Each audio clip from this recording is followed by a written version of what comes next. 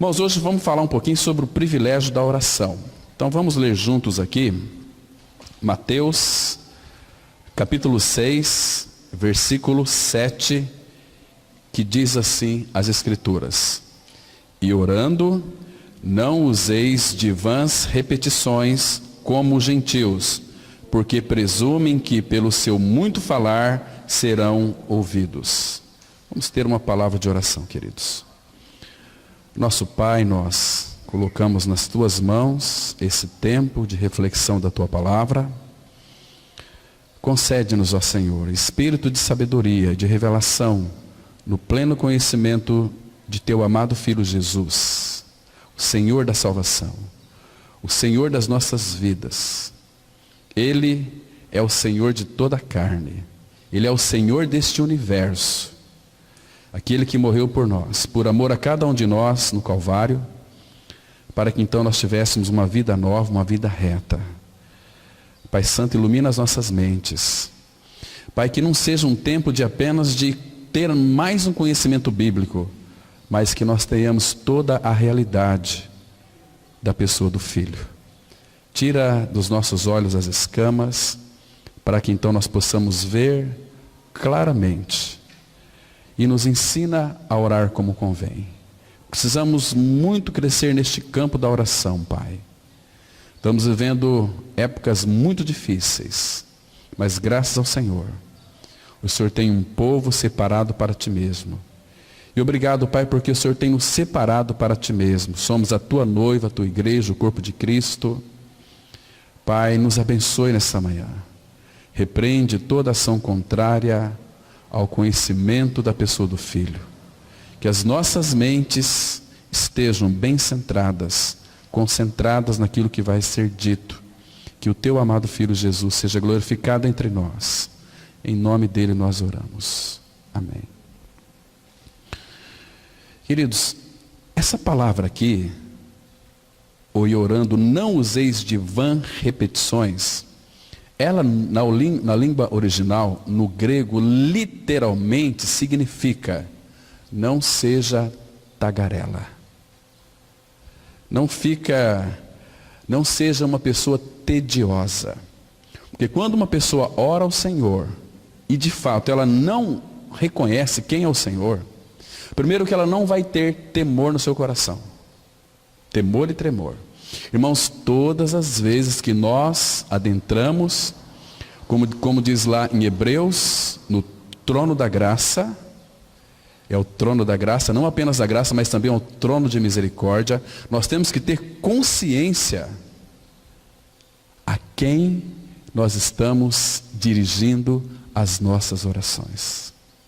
Ele é o Deus Todo-Poderoso. É aquele que criou todas as coisas. É aquele que fez cada um de nós no ventre da nossa mãe, como na expressão do Salmo 139. De modo tão maravilhoso eu fui formado. Por quê? Porque o Pai, ali no seio da nossa mãe, no ventre da nossa mãe, Ele nos teceu, né? Ele fez toda a nossa forma, Ele deu forma para nós. Esse rostinho bonito que você tem, foi Ele que teceu ali, foi Ele que fez, né? Os braços, o cérebro, todos os ligamentos. Irmãos, se nós pararmos para pensar o que é a nossa estrutura humana, o corpo humano, é o maior milagre existente neste universo inteiro. Preciosíssimo demais. Então, Ele fez isto. Ele te fez, Ele me fez. Claro que o pecado entrou no mundo. Foi um estrago tão terrível. Eu creio que o nosso Pai Celestial se entristeceu demais. Mas, queridos irmãos, Ele preparou o Filho. O Filho voluntariamente quis descer a este mundo para vir nos buscar, para trocar a nossa natureza perversa. E foi isso que aconteceu. Então, quando o pecado entrou, fomos separados do Pai. Mas Cristo veio para nos unir ao Pai. Estar unido ao Pai, unido ao Filho, unido também ao Espírito Santo. Irmãos, e nós somos habitados pela Trindade Santa. Irmãos, se nós tivéssemos olhos abertos para enxergarmos essa realidade, quem que habita em nós? O Deus que é 3 vezes santo, Pai, Filho e Espírito Santo. Tão claro nas Escrituras Sagradas. 1 Coríntios 3,16 fala que o Espírito de Deus habita em nós, o Pai. 1 Coríntios 6,19 fala que o Espírito Santo habita em nós. E em Gálatas 4, versículo 6, o Espírito de seu Filho glorificado. E porque vós sois filhos, enviou Deus ao vosso coração o Espírito de seu Filho que clama, Abba, Pai. Então, esse Espírito do Filho que habita em nós, que clama, Abba, Pai, sabe o que isso significa, irmãos? Significa que, falamos aqui, algum tempo atrás, que quando você tem aquele desejo de orar, quando você vai estar a sós com Deus, aquela vontade de orar, não é que nós temos vontade de orar, nós não temos vontade de orar, mas o Espírito que Ele fez habitar em nós, do seu Filho, é que clama. Então você tem que ir para um lugar, você tem que ir para um lugar a sós com Deus e orar. É o Filho clamando em nós, como João Batista. João Batista era a voz daquele que clama. Quem clamava era o Pai, mas era a voz de João Batista. Que lindo é isso, irmãos. Então, lembra que quando vem uma dificuldade na sua vida, que você fica perplexo, a primeira coisa que o Espírito nos inclina a fazer é orar. É Ele que está clamando em nós. Olha, não faça nada. Recorre ao trono da graça. Busque aquele que vai trazer uma direção para a sua vida. Busque aquele que pode todas as coisas. Busque aquele que nada o tem como impossível. Irmãos, a oração move a mão daquele que move o mundo. Irmãos, que privilégio é para nós podermos adentrarmos no trono da graça e dizer assim: Pai, oh meu Pai, eu sei que Tu pode todas as coisas.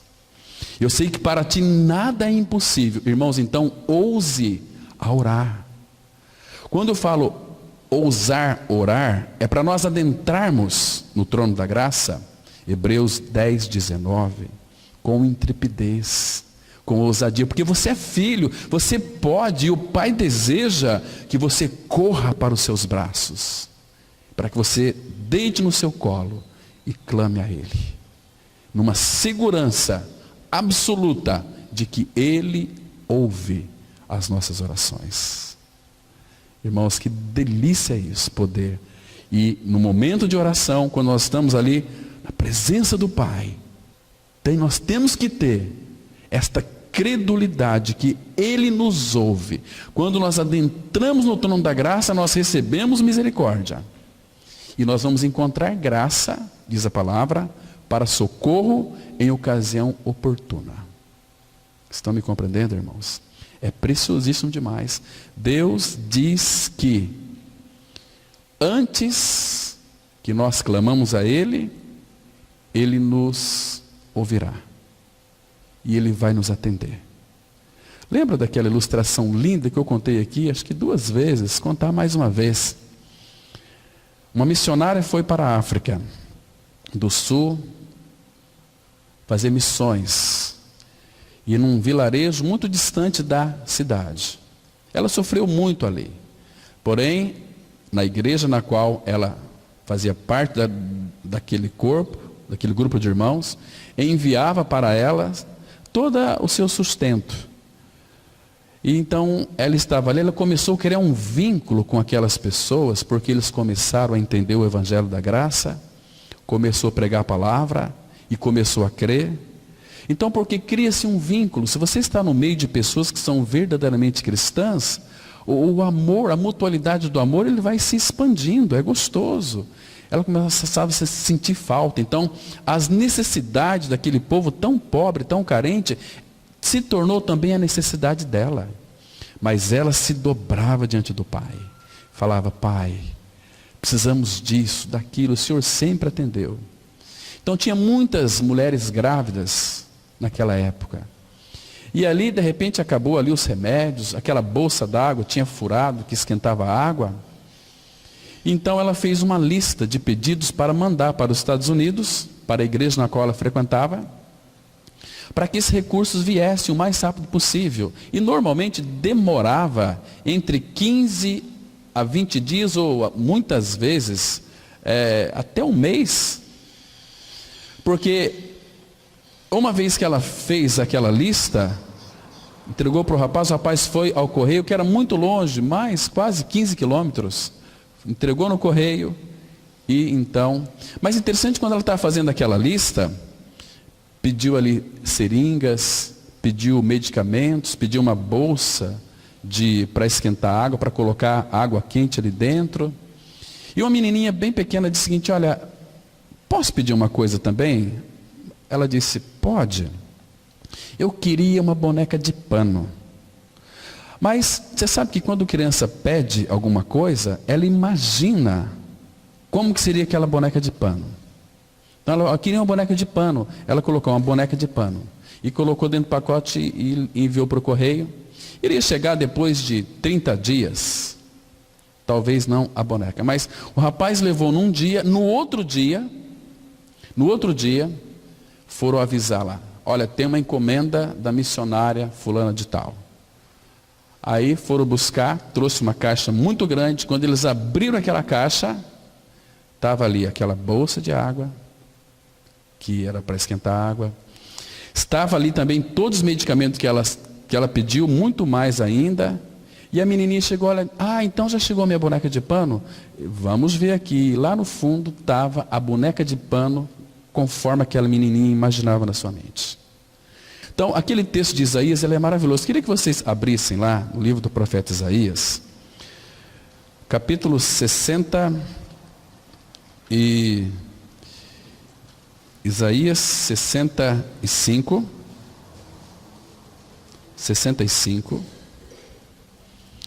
A palavra de Deus no versículo 24 diz assim, olha que lindo, irmãos. Isaías 65, versículo 24. A palavra, ela diz assim: e será que, antes que clamem, eu responderei. Estando eles ainda falando, eu os ouvirei. Irmãos, que lindo é isso aqui. Então, irmãos, nós temos que crer que é um Deus que é onisciente. Ele sabe tudo aquilo que a gente vai pedir. Irmãos, segundo esse texto aqui, que nós acabamos de ler, claro que quem cultiva uma intimidade com o Pai sempre vai estar atendendo, e atendendo com sim. Lembra quando Pedro vindo certa vez assim, e o Senhor Jesus o enxergou e disse assim: olha, Pedro, Satanás vos pediu para se andar como trigo, mas eu orei por ti. Quando te converteres, fortalece os teus irmãos. Então, irmãos, ainda que um filho de Deus venha falhar em orar sobre determinado assunto, nós temos dentro de nós um intercessor, que se chama o Senhor Jesus, que se chama o Espírito Santo. Romanos 8, a palavra fala assim: o Espírito Santo, ele nos assiste em nossas fraquezas, porque nós não sabemos orar como convém, mas ele intercede por nós, com gemidos inexprimíveis, porque nós não sabemos orar como convém. Então, irmãos, nós temos o Espírito Santo que intercede por nós, mas não apenas o Espírito Santo. Lembra de Romanos 8?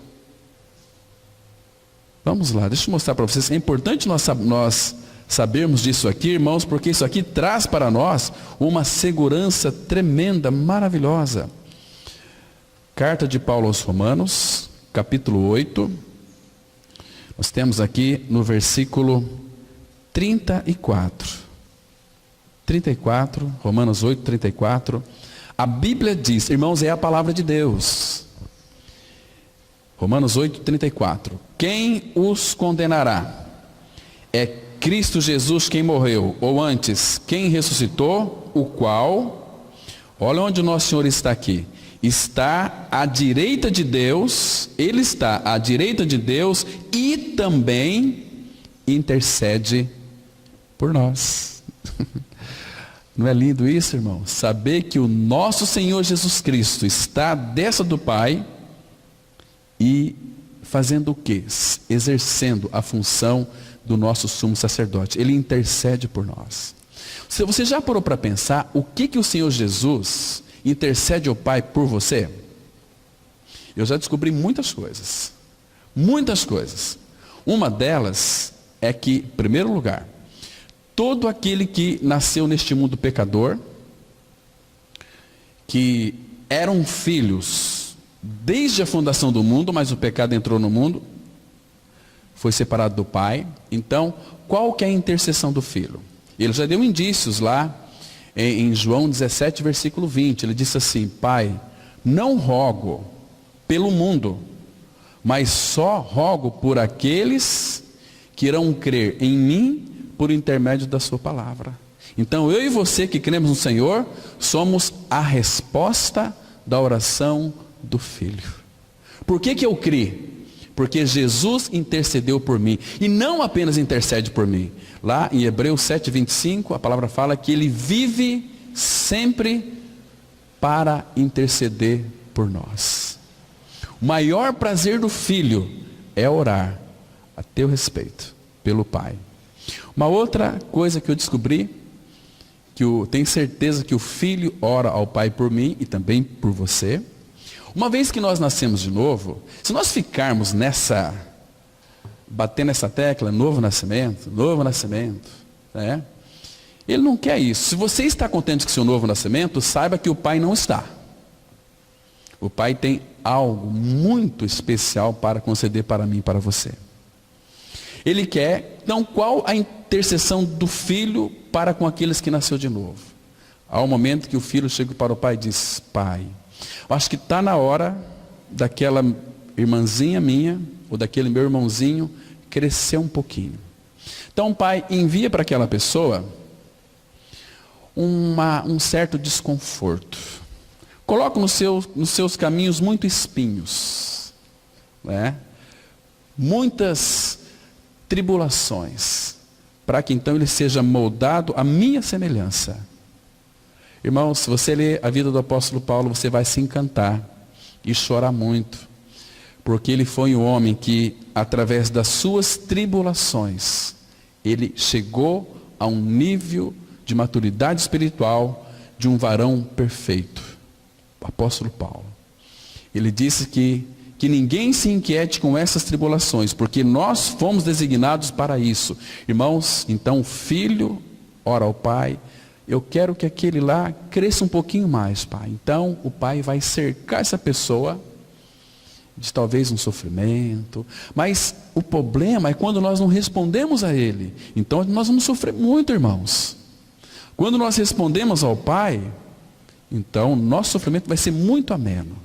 A tribulação vem, mas Ele está, como diz lá em Romanos 8, Ele pega firme conosco, Ele sofre junto conosco, porque as nossas dores é as dores do Filho em nós também. Porque aquilo que a gente enfrenta aqui, Ele enfrenta conosco, porque Cristo é a nossa vida.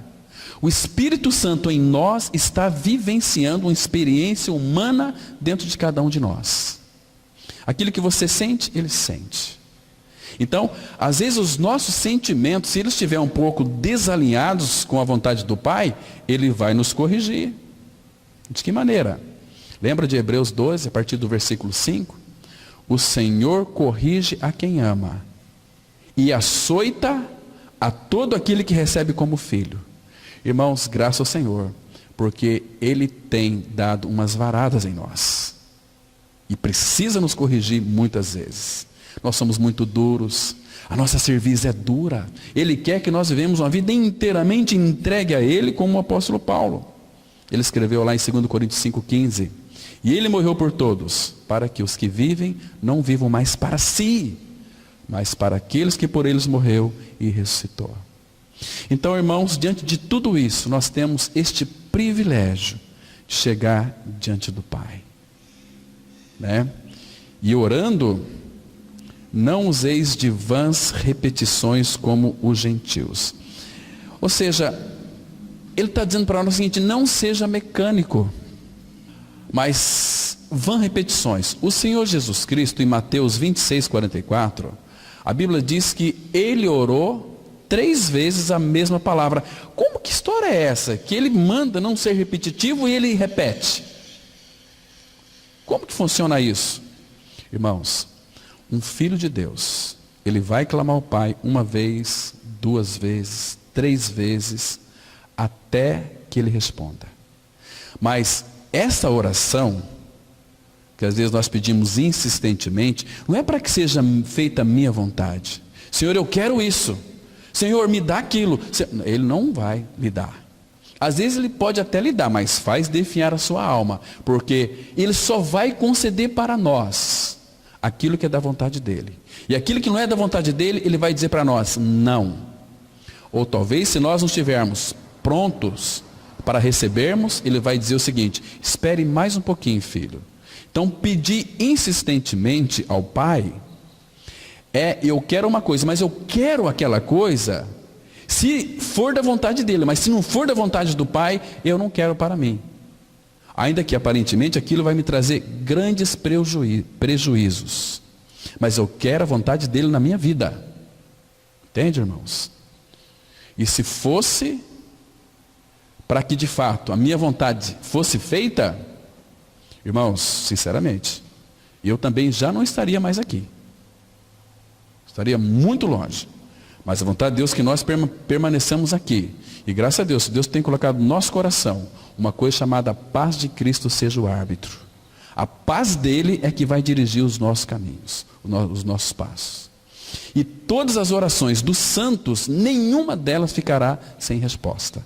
Ele vai, ainda que ele vai dizer para você não, ele vai mostrar por que ele não respondeu aquela oração tua com sim. Porque às vezes nós queremos forçar, né? Senhor, eu quero isso. Nós vamos fazer uma viagem. Nós fazemos a mala, Senhor, abençoa a minha viagem. Será que aquela viagem é da vontade do Pai? Mas a mala está pronta. Senhor, a gente abençoa a minha viagem. Aí acontece qualquer coisa. O Senhor deixou de me abençoar. Não, Ele nos abençoa, irmãos. Constantemente. Sempre devemos buscar a vontade dEle. Então, irmãos, o Espírito do Senhor sempre vai ajudar os filhos de Deus a orar. Ele sopra dentro de nós o próprio espírito de oração. Lembra que Jesus fala, vocês quando forem orar, entram no quarto e fecham a porta. E orará teu Pai que vem em secreto. Teu Pai que vem em secreto te recompensará. Uma das maiores recompensas é nós podermos, ali no quarto, orar, contemplar a luz do semblante do nosso Pai. Que privilégio nós temos. Irmãos, e não pense você, que nas suas orações, Deus está desatento. Nem mesmo quando nós estamos dormindo, de alguma maneira, Ele está ali cuidando de nós, porque no Salmo 121 a Bíblia diz que Deus, Ele não dormita, Ele não cochila aquele que te guarda. 24 horas por dia, Ele está com seus olhos abertos e ouvidos atentos sobre seus filhos. E a Bíblia diz no Salmo 127, aos seus amados, aos amados de Deus, Ele o dá para nós enquanto nós dormimos. Interessante isso, né, queridos?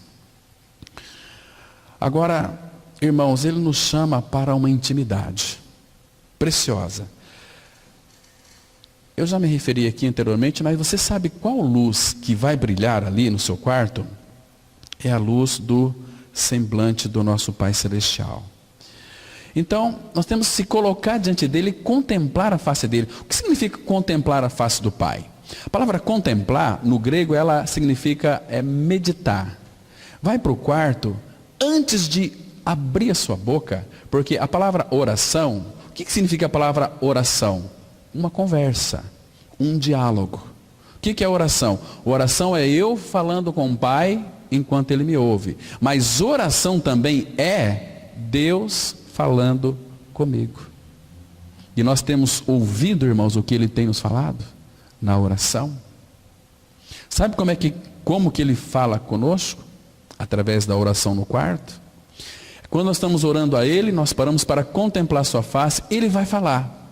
De uma maneira inteligível, de uma maneira que você vai compreender. Como assim?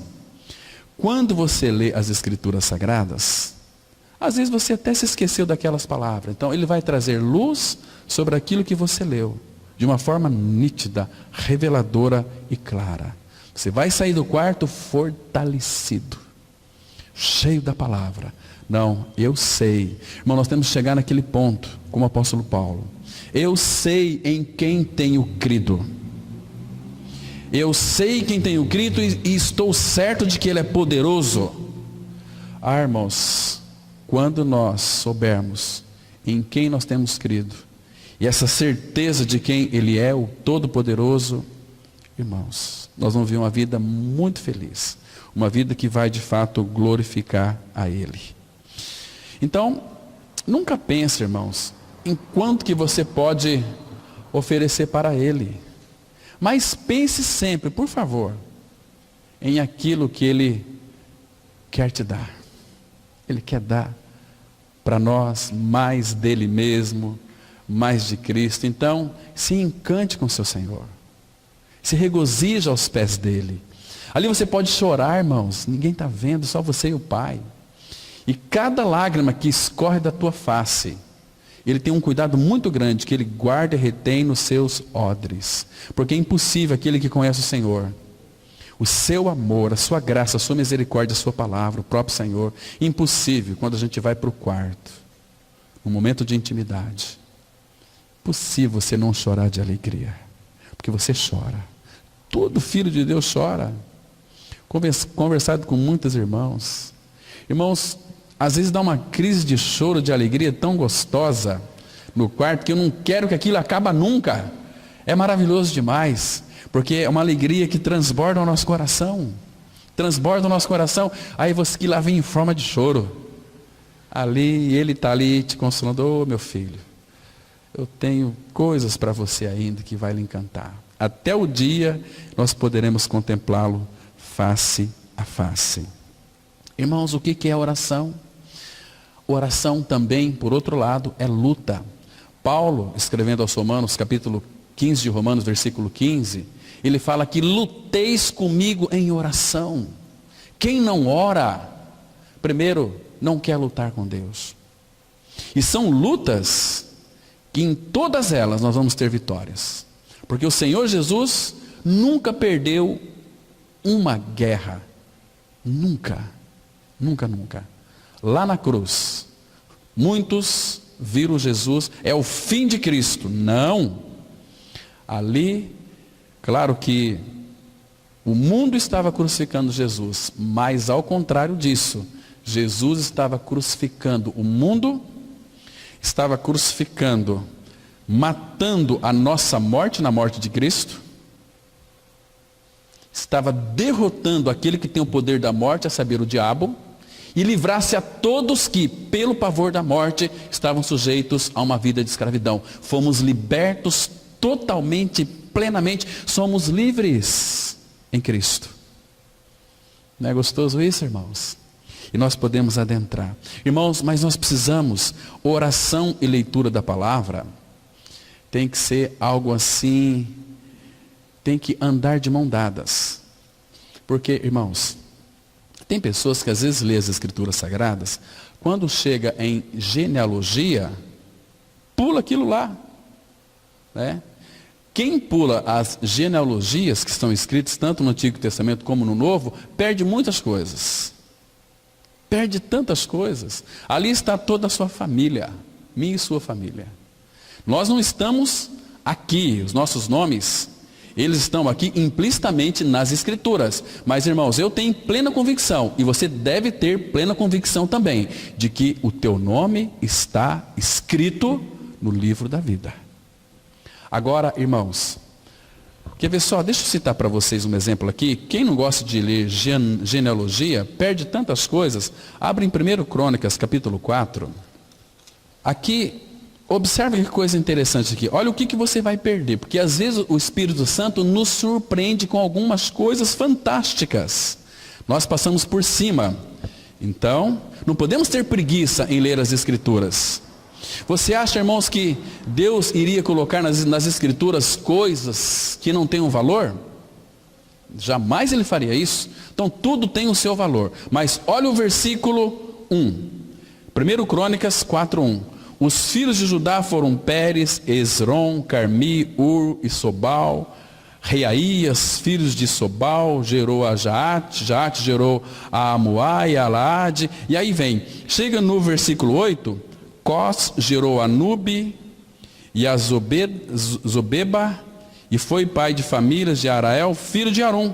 Agora aqui ele coloca um ponto aqui, final, né? E tem 2 versículos aqui surpreendentes, que diz assim, no 9. Foi Jabes mais ilustre do que seus irmãos, e sua mãe chamou-lhe Jabes, dizendo, porque com dores de parto eu dei à luz. Agora, irmãos, o versículo 10, é uma oração que eu e você nós temos que fazer. Jabes invocou o Deus de Israel, dizendo, olha a oração de Jabes aqui.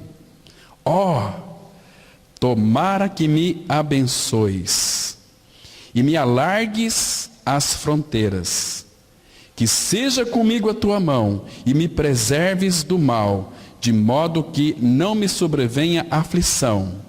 E Deus lhe concedeu o que lhe havia pedido. Está vendo aqui, irmãos? A importância de lermos a Escritura. Se nós, de fato, não lermos as Escrituras com bastante perquirição, nós não teríamos essa oração de Jabes. Estou dizendo que isso aqui seja um modelo, irmãos, mas eu tenho orado, Senhor, que Tu me abençoes. Mas nós já somos abençoados, mas Ele quer nos abençoar. Me abençoes e alargue as minhas fronteiras, as nossas tendas. Ele quer muito e tem muitas coisas para nos dar. E que seja comigo a tua mão. Irmãos, que oração preciosa. E me preserves do mal. E Deus, e tem outra aqui, de modo que não me sobrevenha aflição. E Deus lhe concedeu o que ele havia pedido. Está vendo que oração linda aqui, irmãos? Está vendo a importância em lermos as Escrituras? E esta oração aqui é oportuna para esses dias do fim. Muito interessante, amados. Então nós vamos avançar um pouquinho aqui sobre a questão do privilégio da oração. A oração é o que nos leva à obra mais profunda e mais elevada do espírito humano. Por que eu coloquei dessa forma? Porque, irmãos, nós podemos chegar diante do Pai, do Todo-Poderoso. Não é diante de Bolsonaro, diante de... como é que chama aquele americano lá, o presidente? O Trump, seja lá quem for. Nós estamos diante do Pai, podemos chegar diante do Pai. Irmãos, mas o Pai habita em nós. Isso é fantástico. Tem pessoas que se alegram, às vezes, conversar com o governador, com o presidente da República. Irmãos, mas nós temos alguém. Quem é o presidente da República diante do nosso Deus e Pai soberano? Se as nações é como um pingo que cai do balde, quem é este presidente diante do Pai? Nós temos que orar pelos nossos governantes, sim, para vivermos uma vida mansa, tranquila, sossegada. Mas olha o privilégio que nós temos. Infelizmente muitos não desfrutam disso, não oram porque são preguiçosos. Porque, irmãos, o indício de quem nasceu de novo é a oração. Paulo fala, ontem a irmã até nos lembrou, né, Maria Luísa, sobre a questão da oração, citou um texto, orai sem cessar. Orai sem cessar. A menininha de 13 anos, né? Olha, decorando os 14? 12? Vai fazer 13, né? E vai para a conferência de jovens, graças ao Senhor. E está decorando o texto da palavra na sua mente já, e falando, e não podemos ser tímidos. Nós temos o espírito de poder, de amor e de moderação dentro de nós. É para falarmos de Cristo. Precioso isso, né? Oração verdadeira cria e transforma a vida. Quanto mais nos aproximamos do pulsar do coração de Deus, tanto mais vemos nossa necessidade e tanto mais desejamos assemelhar-nos a Cristo. Na oração, na verdadeira oração, começamos a pensar os pensamentos de Deus à sua maneira. Desejamos as coisas que Ele deseja, amamos as coisas que Ele ama. Irmãos, prestem atenção numa coisa aqui. Lembra quando Moisés ficou lá 40 dias e 40 noites naquele monte, diante do Senhor, quando ele desceu?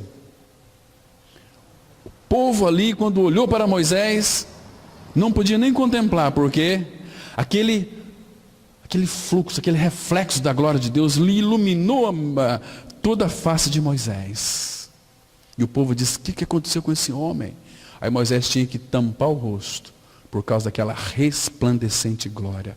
Irmãos, quanto mais tempo nós passarmos na presença do Pai, mais a glória dele será refletida em nós. E mais vamos expressar Cristo, irmãos. Não religião. Como precisamos de estar na presença dele. Passar tempo com ele. Eu amo meu Senhor. Mas não passa nem 5 minutos diário com ele. Foge de Deus. Outras coisas ocupam o lugar de Deus na vida. E agora a gente fica pensando: será de fato que nasceram de novo? Será que de fato creram? Porque quem está unido a Cristo está unido ao seu corpo. Não tem por onde. Então, amados, progressivamente aprendemos a ver as coisas da perspectiva divina. Todos quanto têm andado com Deus consideraram a oração como o principal negócio de suas vidas. As palavras de Marcos soam como um comentário sobre o estilo de vida de Jesus aqui em Marcos 1:35. Vamos ler. Tendo se levantado alta madrugada, saiu, foi para um lugar deserto e ali orava. Essa palavra aqui, alta madrugada, significa no grego anastas, que significa ainda escuro. Irmãos, olha, eu louvo a Deus por aqueles irmãos e irmãs que quando abrem os seus olhos, a primeira coisa que eles desejam é passar um tempo com o Pai. Se você lê nas Escrituras Sagradas, ela está repleta de textos de homens e mulheres do Senhor, os gigantes de Deus, que começaram as suas primeiras horas do dia em intimidade com o Rei dos Reis e Senhor dos Senhores. Deixa eu citar para vocês apenas um exemplo aqui. Abra sua Bíblia. Vamos ver os Salmos, capítulo 5, Salmo 5. Vamos ler aqui esses 3 primeiros versículos. Acho que dá para a gente ter uma ideia do que isso significa, né? Mas os Salmos mesmo está repleto, porque Davi, antes do raiar do sol, ele orava ao Pai, ele buscava a presença do Pai, né? Pela manhã, já enchia sua mente, né? Queria ter uma conversinha bem gostosa com o nosso Pai Celestial. Então ele diz assim no Salmo 5, do versículo 1 até o 3, que diz assim: olha, presta atenção aqui, irmãos. Olha só. Dá ouvido, Senhor, às minhas palavras, e acode ao meu gemido. Escuta, Rei meu e Deus meu, a minha voz que clama, pois a ti é que imploro. De manhã, Senhor, ouves a minha voz. De manhã te apresento a minha oração e fico esperando. Que delícia, irmãos. Eu apresento a minha oração e fico esperando. De manhãzinha, delícia que é. Primeiras horas, conversar com o nosso Pai Celestial. Aquele que está com seus ouvidos abertos, atentos à nossa voz. Claro que alta madrugada, é você e o Pai, não tem telefone, não tem barulho, de madrugadinha, bem de manhã cedo. Que gostoso, irmãos. Então, é maravilhoso. Então, você vai se enriquecer muito com o Senhor. Ele vai lhe tornando cada vez mais sábio, cada vez vai se formando a pessoa de Cristo em nós. É tão precioso e faz de você uma pessoa diferenciada No meio de bilhões de pessoas neste mundo, você é uma pessoa exclusiva, amada pelo Pai. Você eleva a Deus, bem de manhã cedo, as suas orações. Porque, irmãos, nós somos a noiva de Cristo. Por que a oração é tão importante para o nosso Pai? Porque nós somos a noiva de Cristo. Traga para o aspecto natural sobre a questão de noiva e noivo. Irmãos, o noivo, quando ele está namorando e fica noivo, ele ama tanto a sua noiva, não vê a hora de se casar. Irmãos, ainda que o nosso amor humano ele é falho, cheio de defeitos, mas o nosso noivo, não há nele nenhum defeito. Agora imagina como ele te ama. Imagina como é o amor dele. E se nós somos a noiva de Cristo, nós somos chamados para um relacionamento. Salmos 25:14 fala que a intimidade, o segredo do Senhor é para os seus íntimos, o qual ele dará a conhecer a sua aliança. Nós somos chamados para uma intimidade. Se Cristo é o nosso noivo, nós temos que amar o nosso noivo, porque se nós não amarmos o nosso noivo, nós somos uma igreja, uma noiva prostituta, não uma noiva pura. Uma noiva pura, ela só tem um foco, o meu noivo. Ela olha só para uma direção, para Cristo, seu noivo. Fica buscando coisas. Nós temos que fazer isso, para que Deus, então, uma campanha de oração durante... Meu Deus do céu, que absurdo é isso! As pessoas que participam de campanha disso, daquilo, nunca creram no Senhor. É maravilhoso o nosso Senhor, irmãos. Então, tendo se levantado alta madrugada, saiu, foi para um lugar deserto. Deserto, o que é o deserto? É a sós com Deus. Intimidade com Ele, sozinho com Ele. E ali ele orava, ali ele conversava. Uma das maiores maravilhas do universo deve ser o fato que nós, que somos somente pó e cinza, não somente temos permissão, mas somos encorajados e convidados a falar com Deus. E que palavras faladas na terra são ouvidas instantaneamente no céu, e que o nosso Pai está disposto a responder estas orações. Será possível que nossos fracos gemidos podem mover o braço onipotente do Todo-Poderoso? Somente a eternidade revelará quanto foi realizado pela fiel, frequente e fervorosa oração do povo de Deus em todas as gerações. Está escrito em Tiago 5:16b, que diz assim: muito pode, por sua eficácia, a súplica do justo. Irmãos, isso nós temos que crer. Se você é um justo, justificado do estado do pecado é aquele que morreu com Cristo. Você é justo, foi feito um justo. A tua oração, ela tem uma eficácia tremenda diante do Pai. Porque o Pai não é contra você. Se Deus é por nós, quem será contra nós? Então ouse orar, ouse não ficar na porta do trono da graça. Ai, que lindo, entre. Ele diz, entrai com intrepidez ao trono da graça, presença do Pai. Fala, Pai. Irmãos, quantas e quantas vezes nós somos hostilizados por amar pessoas que nutrem sentimentos raivosos e perversos contra nós. Quanto mais você amar o ímpio e um pecador, duas coisas vai acontecer. O coração dele vai se quebrantar, ele vai se render ao Senhor, ou então ele vai criar um mecanismo de defesa no seu interior, ele vai te odiar. Você ama, mas ele vai te odiar. Odiar, ele quer ver o teu fim, mas somos sustentados pelo Senhor. Então o que fazer quando nós descobrimos que tem pessoas que nos odeiam? Ora, Quer ver só? Abra aqui nos Salmos 109, versículo 3 e 4. Muito interessante, irmãos. 109, versículo 3 e 4. Diz assim a palavra do Senhor. Olha só. Cercam-me, Salmo 109, 3 e 4. Cercam-me com palavras odiosas e sem causa me fazem guerra. Não é assim que acontece muitas vezes no nosso meio, irmãos? Em paga do meu amor me hostilizam. Eu os amo.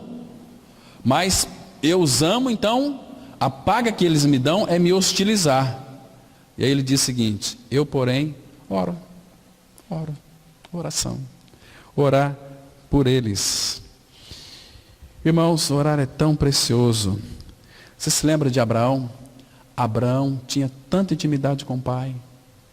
Tanta intimidade com o pai, que Deus disse assim, olha, lá em Gênesis 18, ocultaria eu o que iria fazer a Abraão? Não ocultaria.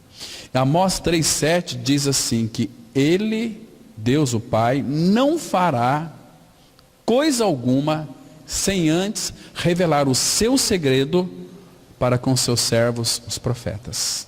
Tudo que é filho de Deus é um profeta. Homem e mulher são profetas. Quando nós falamos de Cristo, estamos sendo profetas. O que é ser um profeta? Falar aquilo que Deus disse na sua palavra. Então, ele não irá fazer coisa alguma se primeiro não revelar o seu segredo aos seus servos e profetas. Ele fez isso com Abraão lá em Gênesis 18. Quando ele foi destruir Sodoma e Gomorra, ele foi falar com Abraão lá nas tendas de Quedar. Revelou todo o seu segredo. Eu vou destruir Sodoma e Gomorra. Os seus pecados chegaram até a tampa. Aí Abraão, como tinha intimidade com o pai, disse assim: destruirás porventura o justo com o ímpio? Porque Abraão sabia que Ló estava lá. Aí Deus diz para Abraão: longe de mim tal coisa, destruir o perverso com o justo. Onde estaria o juiz de toda a terra? Aí Abraão diz assim: Senhor, e se houver lá 50 justos, o Senhor vai preservar aquela cidade? Sim, se houver 50 justos, eu não destruo a cidade por causa dos 50 justos. Irmãos, a cidade de Cidrolândia está se desenvolvendo. Mas por que será? Você nunca parou para pensar? É por tua causa. Ela está se desenvolvendo. Não é pela administração dos nossos governantes. É por tua causa. Porque aqui é a igreja de Cristo. Na sua casa é a igreja de Cristo. Então ela vai progredir. Se você ler a história de José, você vai entender isso. Gênesis 39, Deus era com José. Quando Potifar o comprou, fez ele mordomo de todas as coisas, porque Potifar viu que tudo na mão de José prosperava. E a palavra fala que a partir do momento que ele se tornou, que Potifar fez José mordomo de todas as coisas, o Senhor abençoou a casa de Potifar por causa de José. Não apenas a casa, mas os campos. Tinha lá bezerra, vaca, que dava 2 partos por ano. Os ovos de patas, os patinhos eram os mais lindos da época. As galinhas, os ovos não goravam, porque tinha a bênção do Pai. Entende, irmãos? Tudo que ele fazia era bem sucedido. Para nós não é diferente, irmãos. Temos Cristo habitando em nós. Mas, irmãos, o problema nosso é que nós somos negligentes. Se nós meditarmos, diz o Salmo 1, neste livro, de dia e de noite, tudo aquilo que nós fizermos será bem sucedido. Tem a promessa de Deus, tem a presença de Deus. Irmãos, que privilégio nós temos, irmãos. Entende? Mas o que o pai encontra nos lábios dos seus filhos? Um coração azedo. Coração azedo não tem contentamento. Então, tudo que o coração está cheio, a boca fala. Mas se nós temos alegria, falamos ontem com os jovens, o Espírito Santo fez habitar em nós todo o seu fruto, e um deles é a alegria. Alegria, isso é tão maravilhoso. Então, muito pode, por sua eficácia, a súplica de um justo. Vamos avançar um pouquinho mais, irmãos. A oração atrai a atenção do Todo-Poderoso e capta o poder do Onipotente, e muitas vezes nos perguntamos como sobreviveríamos se santos sofredores não tivessem um trono de graça. Imagina só, irmãos, se nós não tivéssemos a ninguém para recorrer, mas nós temos um trono de graça, esperando a minha e a sua oração. George Miller, que provou a fidelidade infalível de Deus, disse o seguinte sobre a oração: eu fui ao meu Deus e orei diligentemente, e eu recebi o que precisava. Leia depois, irmãos, a biografia de George Miller. Procura saber quem era este homem. Orar a Deus é um dos sinais de verdadeira regeneração. Isso nos lembra do que é dito sobre Saulo de Tarso logo depois do seu novo nascimento. O Senhor disse a Ananias em Atos 9:11. Então o Senhor lhe ordenou: dispõe-te e vai à rua que se chama Direita, e na casa de Judas procura por Saulo, apelidado de Tarso, pois ele está orando. Oh, meus irmãos, que preciosidade. Quando Paulo estava ali ainda cego, por causa daquela grande visão, ficou 3 dias cego, lá em Damasco, ele estava fazendo o quê? Murmurando: ah, Senhor, estou cego, me cura, me liberta. Não, ele estava orando, orando. Que maravilha, irmãos. Paulo era um homem religioso, mas depois que de fato ele creu, ele estava ali orando, conversando com o Pai, tentando entender o que era aquela visão, pedindo mais luz sobre aquela visão. Ele não se preocupou com coisas, absolutamente, porque, irmãos, Deus sempre vai usar aqueles que são íntimos dele. Você se lembra, lá em Atos 11:5, quando então o apóstolo Pedro, ele estava, a palavra fala que ele estava orando, e veio aquele, como que um lençol, 4 pontas, uma grande visão. Pedro teve aquela visão, sabe por quê? Ele estava orando. Então Deus poderia usar Pedro para ir falar com Cornélio sobre o Evangelho da Graça. E Deus não vai usar ninguém que é acomodado, que é preguiçoso, que não tem compromisso com o Senhor. O que espera para esses, lá na frente, se é que nasceram de novo, é o lago que arde com fogo e enxofre, que é a segunda morte. Irmãos, que privilégio nós temos de orar ao Senhor. Que privilégio nós temos, irmãos. Ah, irmãos, Deus tem tanto para nos dar. E há pessoas que não dão muita importância à oração. Podemos notar isto pela atitude informal que adotam, visto na sua linguagem reverente e na sua postura desrespeitosa. Para todo aquele que morreu e ressuscitou com Cristo, a oração é um grande privilégio, pois é fato que em oração estamos nos aproximando do alto e sublime que habita na eternidade e cujo nome é santo.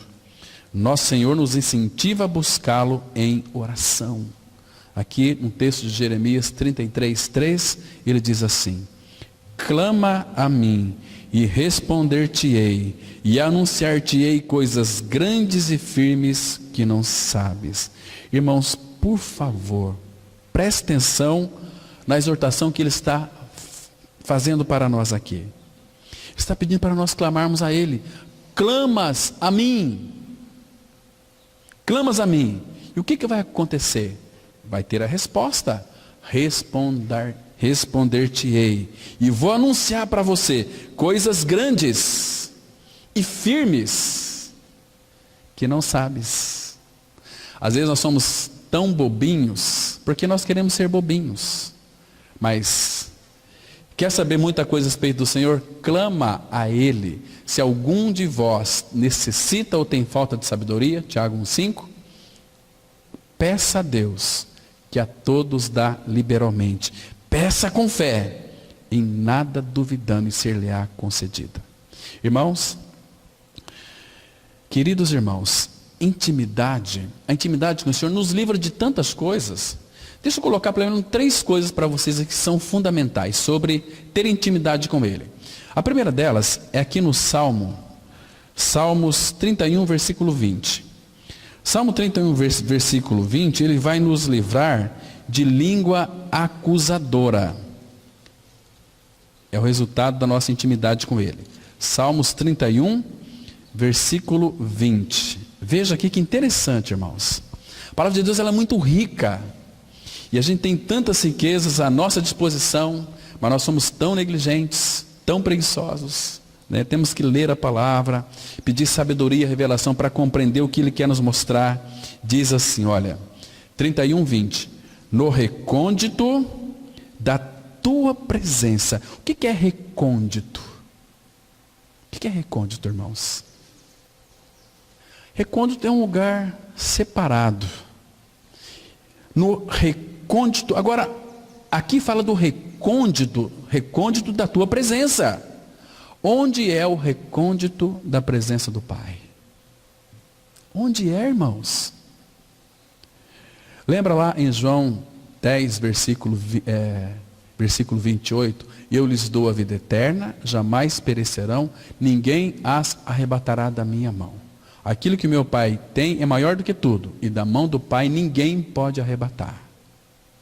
Esse é o recôndito, é no Filho, no recôndito, no esconderijo do Altíssimo, é o lugar que Ele vai me esconder, no recôndito da tua presença, aqui literalmente no esconderijo da tua presença, aquele que habita no esconderijo do Altíssimo, a sombra do Onipotente descansará. Agora presta atenção, então no recôndito da tua presença, tu os esconderás das tramas dos homens, num esconderijo os ocultarás da contenda de línguas, ou das línguas acusadoras. Porque as línguas que nos acusam, Deus diz que as condenará em juízo. Então não fique chateado quando alguém te condena com a sua língua. Deus vai julgar essa língua maldita depois. Mas nós estamos guardados em Jesus Cristo, na presença dEle. Irmãos, que Deus maravilhoso nós temos. Mas isso aqui é para quem é íntimo dEle, irmãos. E no dia da adversidade. Volta um pouquinho aqui no Salmo 27, versículo 5. Olha que lindo, irmãos, porque nós iremos passar por momentos difíceis, como a nossa irmã Leci, esposa do César Coneglian. Lembra que ela disse lá, naquele testemunho, se vocês assistiram? Ela disse assim, olha, porque, irmãos, o dia mau virá sobre a nossa vida. E se nesse dia você estiver despreparado, não estiver se alimentando da palavra, porque ela, até quando estava com câncer, ela nem podia estar na reunião da igreja, ela disse assim, eu estava lá. E eu entristecia porque aqueles que estavam em pleno vigor da sua saúde, não estavam. Mas o dia mau virá. E aqui, irmãos, olha o 27:5 de Salmos. Pois no dia da adversidade, você pode colocar aqui, no dia mau. Pois no dia da adversidade, Ele, o Senhor, o Deus Todo-Poderoso, me ocultará no seu pavilhão. No recôndito do seu tabernáculo me acolherá. Elevar-me-á sobre uma rocha. Oh, irmãos, que coisa gostosa para o nosso coração. Está vendo a importância de sermos íntimos dele? Porque no dia da adversidade, porque a adversidade vai vir na vida de qualquer um. Então nesse dia, a Bíblia diz que ele me ocultará no seu pavilhão, no recôndito do seu tabernáculo. Onde que Deus habita, irmãos? Em Cristo. Onde a morada do Pai? No Filho. Onde a morada do Filho? No Pai. Onde é a nossa morada, irmãos? Em Cristo. Ele é a nossa morada. Nós habitamos nele, ele habitamos em nós. Que maravilha, irmãos. Ah, não compensa ser religioso, né? Irmãos, olha só o privilégio de todo filho de Deus. Mais um texto. Isaías 49, versículo 1 e 2. Isaías 49, versículo 1 e 2. São privilégios para aqueles que de fato são seus filhos e vivem uma vida de intimidade com Ele. Diz assim a palavra. 49 de Isaías, 1 e 2. Olha só. Ouve-me, terras do mar, e vós, povos de longe, escutai. O Senhor me chamou desde o meu nascimento. Desde o ventre de minha mãe, fez menção do seu nome. Aqui, referente a Cristo. Mas, irmão, eu e você, nós somos filhos de Deus em Cristo. Então, essa palavra é para mim e para você. Porque eu e você fomos escolhidos desde a fundação do mundo para sermos dele. E o 2 diz assim: fez a minha boca como uma espada aguda, na sombra da sua mão me escondeu. Que proteção nós temos nele. Fez-me como uma flecha polida e me guardou na sua aljava. Somos guardados nele, irmãos. Irmãos, nós temos um Pai tão carinhoso, um Pai tão amoroso, um Pai tão precioso para o nosso coração. Como devemos amá-lo, estar seguros na presença dele. Que precioso é o nosso Senhor. Vamos avançar um pouquinho mais, queridos. Nesta era presente da igreja, Deus tem dado aos cristãos o que Israel perdeu. E agora cada salvo é parte do sacerdócio santo, que tem a honra de oferecer sacrifícios espirituais agradáveis a Deus por Jesus Cristo.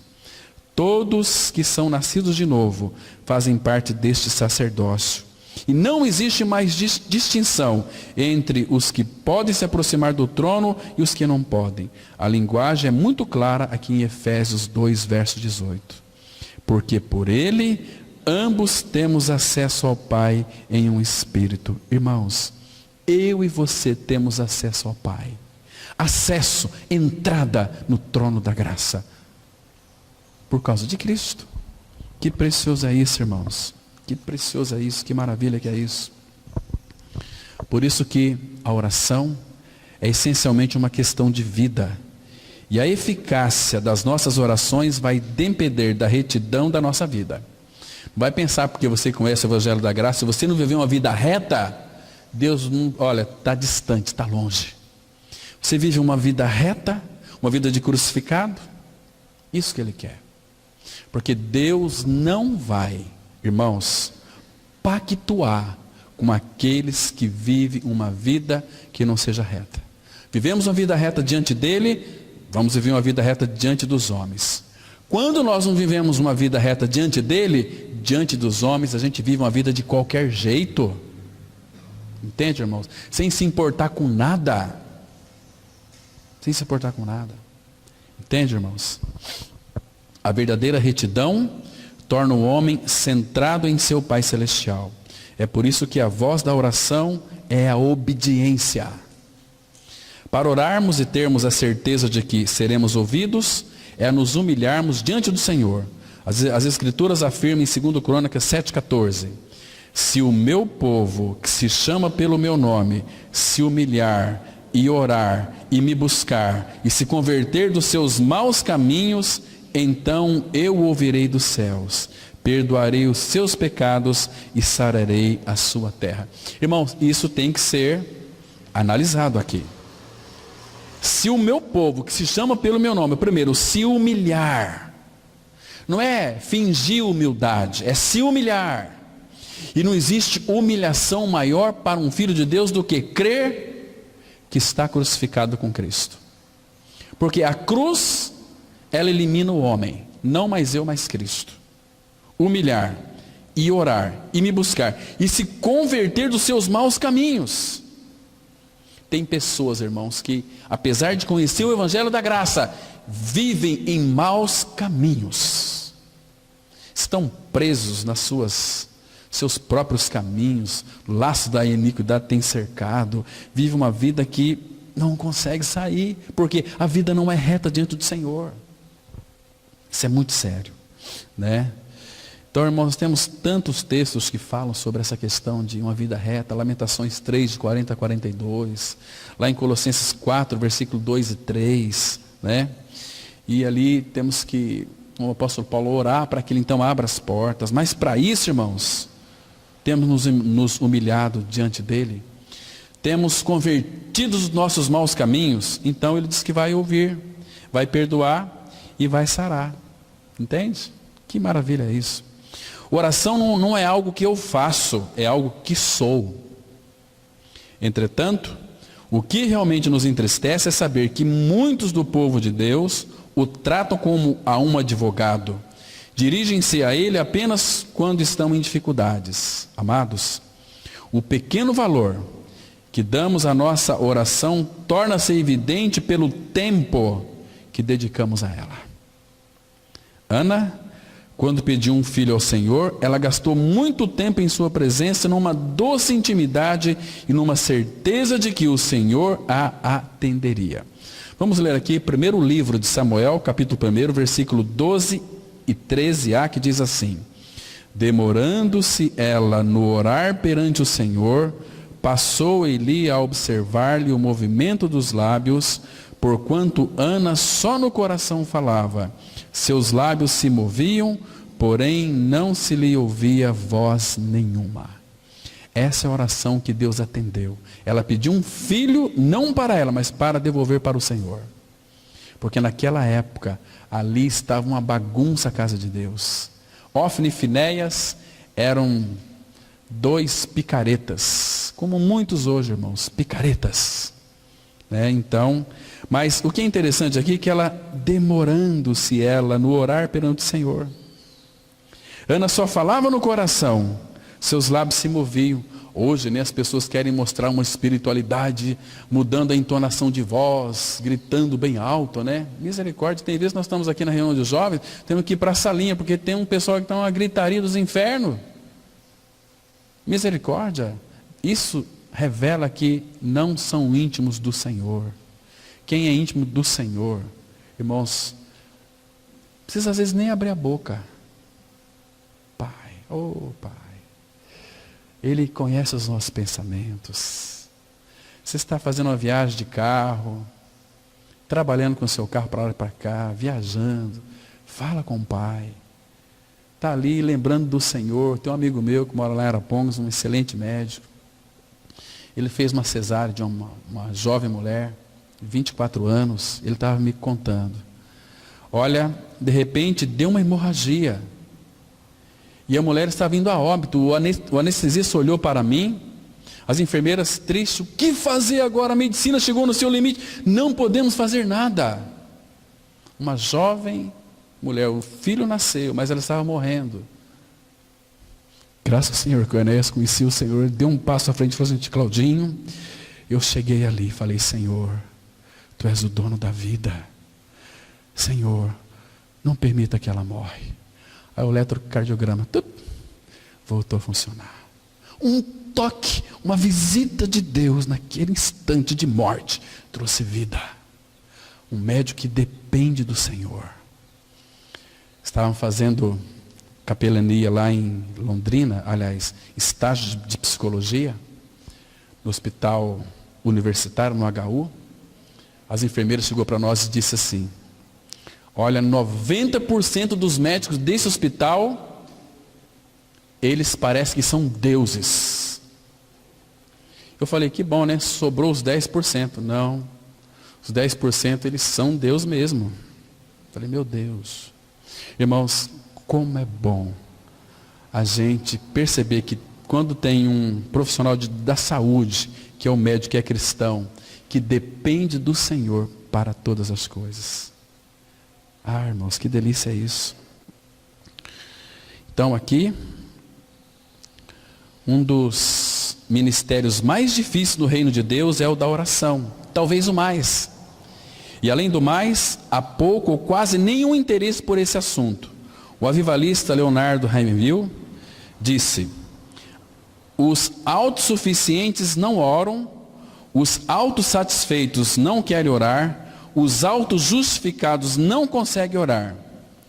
Onde estamos nós nesta avaliação? Pense nisso. Oração não é um mero dever, é um relacionamento de um filho alcançado pela graça com seu Pai gracioso por puro e santo prazer espiritual. Então, irmãos, quando orar, não usem de vãs repetições. Busque intimidade diante do Senhor. E nunca se esqueça, Ele pode todas as coisas. Amém. Vamos orar. Pai, obrigado pela Tua palavra que nós lemos. É Teu Espírito que a interprete para nós, que vai interpretar para nós. Pai Santo, sabemos que essa palavra, ela tem um efeito. Pai, ela não volta para Ti vazia. Então que nesta manhã, ela surta o efeito que Tu almejas para cada um de nós. Em nome de Cristo nós oramos. Amém.